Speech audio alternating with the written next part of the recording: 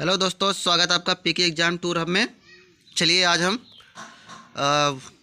80 शब्द प्रति मिनट के हिसाब से मैटर स्टार्ट करने जा रहे हैं। संपादकीय का मैटर रहेगा। 5 सेकंड बाद मैटर चालू होगा। आप लोग ध्यानपूर्वक लिखेंगे।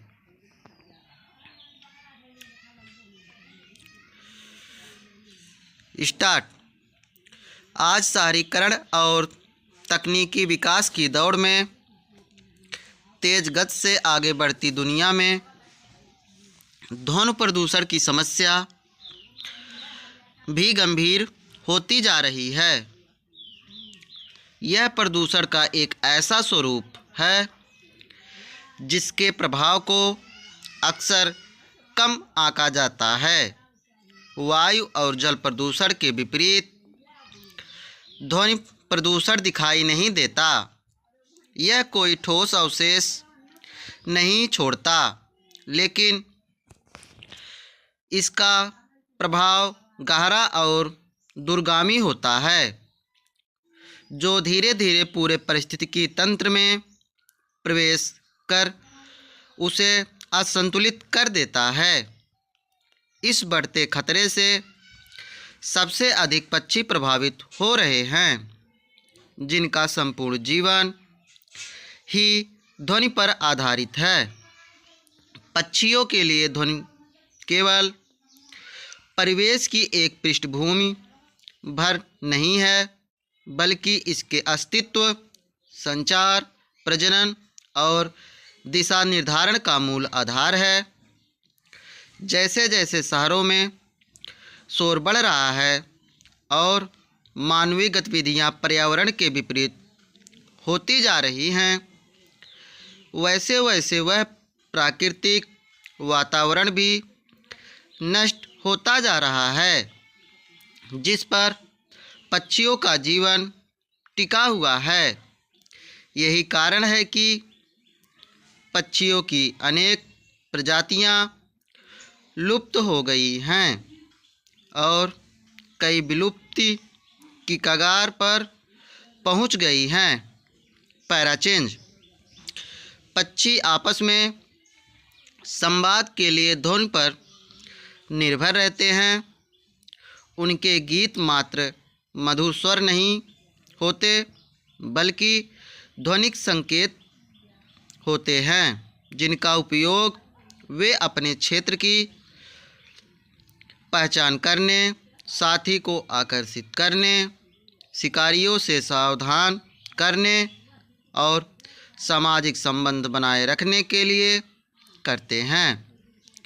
प्रत्येक पक्षी प्रजाति ने अपने प्राकृतिक आवास के अनुरूप एक विशिष्ट ध्वनि सीमा और शैली विकसित की है, मगर जब यातायात, निर्माण कार्य, औद्योगिक मशीनें, हवाई जहाज और शहरी भीड़भाड़ से मानवीय शोर इन ध्वनि सीमाओं पर हावी हो जाता है, तो पक्षियों की आवाज़ दब जाती है या पूरी तरह गुम हो जाती है।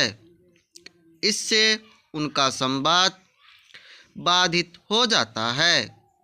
जब किसी पक्षी का संकेत अपने उद्देश्य तक नहीं पहुंच पाता, तो इसका प्रभाव क्षणिक नहीं होता, बल्कि उसके पूरे जीवन चक्र को प्रभावित करता है। पैराचेंज। ध्वनि प्रदूषण का सबसे गंभीर प्रभाव पक्षियों के प्रजनन और जोड़ी बनाने की प्रक्रिया पर पड़ता है। अनेक पक्षी प्रजातियां सभी के चयन में गीत की गुणवत्ता, स्वर की ऊंचाई और निरंतरता को महत्वपूर्ण मानती हैं। मादा पक्षी प्रायः उसी नर को चुनती हैं जिसका गीत अधिक स्पष्ट और शक्तिशाली होता है, क्योंकि यह उसके अच्छे स्वास्थ्य और श्रेष्ठ आनुवंशिक गुणों का संकेत माना जाता है। शोरगुल वाले वातावरण में नर पक्षियों को अपने गीत में बदलाव करने के लिए विवश होना पड़ता है। वे या तो स्वर को ऊंचा कर लेते हैं या फिर गीत की आवाज़ को छोटा कर देते हैं। ये बदलाव स्वर के बीच गीत सुनाई देने में सहायक हो सकते हैं, लेकिन इससे मधुरता और प्रभावशीलता कम हो जाती है।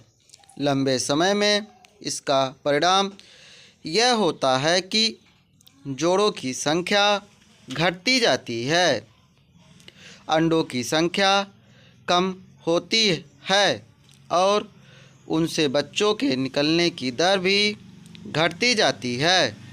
अंततः पक्षियों की आबादी में निरंतर गिरावट आने लगती है। Full stop.